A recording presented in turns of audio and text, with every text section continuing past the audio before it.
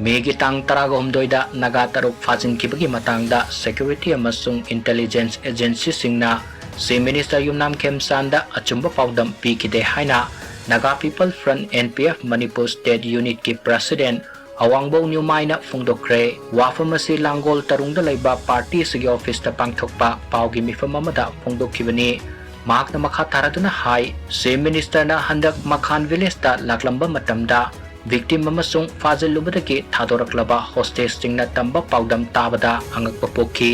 investigating agency madi security force na Si Minister da aranba pau tamsilabra haibagi singnaningai oi Nagamizam fazilubagi thaudok uhauba singamadi thadoraklaba hostage singna phongdorakpa wafam official report ta mami tadriba si singnaningai oi Awangbow Newmai na phongdokhibagi matung inna megi tang taraga humdoida lailon bai faida mioi taraga nipan Phajinkhibagi manungda taraga nithoi thadoraklaga tarukti makhata na phajinduna thamauri thadoraklaba mioi singaduna thaudok adugi matangda marik sumba paudam pikhibaga loinana makoibu faziluriba mioi singadugi masak maming fauba mayek sengna phongdokhi